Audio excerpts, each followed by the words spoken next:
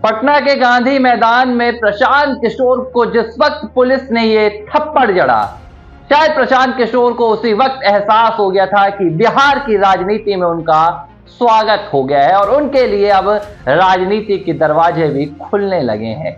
गांधी मैदान में आज जो कुछ हुआ उसने प्रशांत किशोर के लिए एक नए रास्ते को भी बना दिया है। क्या है पूरा घटनाक्रम? क्यों प्रशांत किशोर को सुबह 4 बजे बिहार पुलिस ने धरने के मैदान से उठा लिया? गांधी मैदान से प्रशांत किशोर की गिरफ्तारी हो गई, उनके खिलाफ मामला दर्ज कर लिया गया, तमाम वीडियोस वायरल हो रहे हैं। क्या ये प्रशांत किशोर के लिए नई राजनीतिक शुरुआत है? पूरी चर्चा करेंगे, खबर के आखिर तक जुड़िएगा। नमस्कार, लिबरल टीवी देख रहे हैं आप, मैं हूं आर मोहन तिवारी।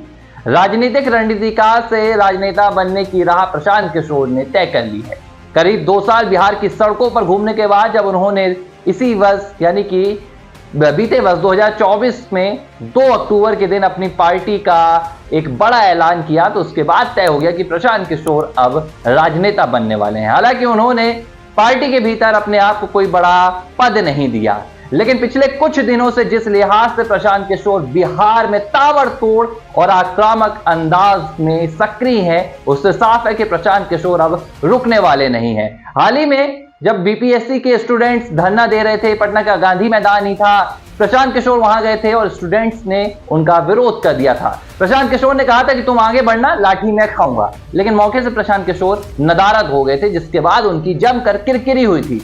लेकिन इस किरकिरी के दंश को मिटाने के लिए प्रशांत किशोर ने तय किया था कि वे बीपीएससी की परीक्षा रद्द कराने के लिए खुद धरने पर बैठेंगे, आमरण अनशन करेंगे। और 2 तारीख से प्रशांत किशोर लगातार पटना के गांधी मैदान पर बैठकर अपने समर्थकों के साथ बीपीएससी की परीक्षा यानी कि बिहार पीएससी की परीक्षा रद्द कराने की मांग को लेकर आमरण अनशन पर बैठे थे। लेकिन आज सोमवार की सुबह करीब 4 बजे का वो वक्त आया जिसकी प्रशांत किशोर को शायद दरकार थी, लेकिन उम्मीद नहीं। उम्मीद इसलिए नहीं क्योंकि प्रशांत किशोर को शायद ये नहीं पता था कि वो दिन आज आ जाएगा, लेकिन अगर प्रशांत किशोर को राजनेता बनना है तो इसकी सबसे ज्यादा दरकार थी। आज सुबह 4 बजे प्रशांत किशोर की धरना स्थल से गिरफ्तारी हो गई और ये गिरफ्तारी कोई सम्मान पूर्वक नहीं हुई।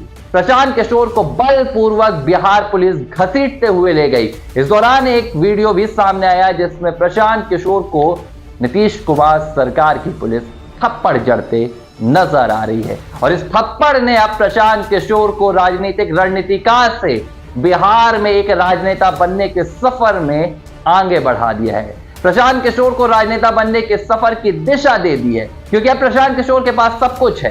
प्रशांत किशोर के पास अब सिंपैथी है, प्रशांत किशोर के पास अब स्टूडेंट्स का समर्थन भी आ सकता है, क्योंकि प्रशांत किशोर धरना स्थल पर बैठे थे और प्रशांत किशोर को पुलिस बलपूर्वक ले गई है। जब भी प्रदर्शन होते हैं और प्रदर्शन को तोड़ दिया जाता है तो इसे राजनेता की सबसे बड़ी जीत मानी जाती है। अगर प्रदर्शन पूरा हो गया तो कई बार इसे जीत नहीं मानी जाती है, लेकिन प्रशांत किशोर का यह धरना अब समाप्त करवा दिया गया है। उनके खिलाफ मामला दर्ज कर लिया गया है। कहा गया कि भाई प्रशांत जिस जगह धरना कर रहे थे वो क्षेत्र धरना के लिए नहीं है, गैर कानूनी तरीके से प्रशांत किशोर धरना कर रहे थे। अब ये थप्पड़ बिहार में प्रशांत किशोर के लिए नई राजनीतिक उदय करेगा या ये थप्पड़ प्रशांत किशोर को स्टूडेंट्स का समर्थन दिलाएगा या एक नई राजनीतिक चाल चलेगा? लगातार लिबरल टीवी पर खबरों का सिलसिला जारी रहेगा, देखते रहिएगा।